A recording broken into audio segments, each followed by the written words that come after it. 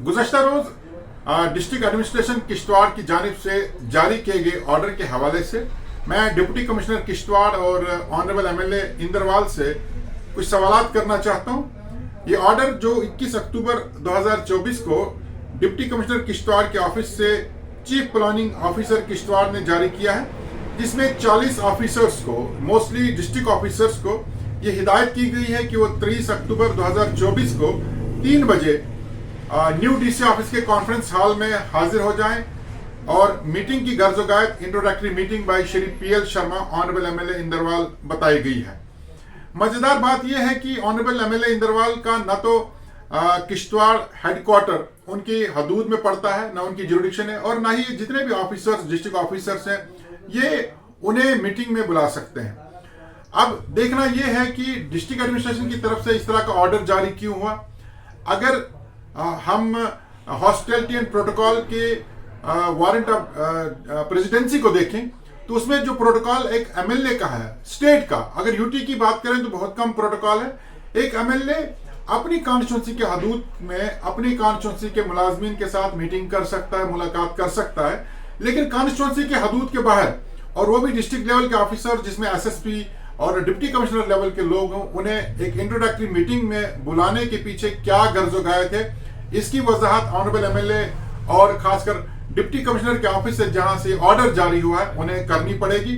क्या ये appeasement policy है? क्या न्यूली इलेक्टेड एमएलए को खुश करने की गर्ज से इस तरह की मीटिंग बुलाई गई है, या सिर्फ और सिर्फ ऑफिसरों को हरास किया जाएगा, उन्हें इस तरह की मीटिंग्स में बुलाया जाएगा? हमारी यूटी में 90 के करीब एमएलए हैं, और अगर हर एमएलए इस तरह से डिस्ट्रिक्ट हेडक्वार्टर्स पर अपनी जो कॉन्स्टिट्यूंसी है, कॉन्स्टिट्यूंसी के बाहर जाकर इस तरह की मीटिंग बुलाए, तो मुझे लगता है पूरा साल तो इन मीटिंगों का सिलसिला ही चलता रहेगा और जसपाल भट्टी की इन मीटिंग्स में कुछ भी नहीं निकलने वाला है। ऑनरेबल एमएलए को चाहिए जो उसका काम है, चाहे वो लेजिस्लेशन का काम है, कानून बनाने का काम है, या लोगों की जो मुश्किलात है जिसके लिए उन्हें लोगों ने वोट करा है उसके लिए काम करे, बजाय इसके कि वो 40 ऑफिसर्स को वो भी अपनी कॉन्स्टिट्यूंसी के बाहर बुला करके उनके साथ इंट्रोडक्शन करना चाहता है। यहां पर एक और बड़ा सवाल ये पैदा होता है कि क्या एक एमएलए अपनी कॉन्स्टिट्यूंसी के बाहर,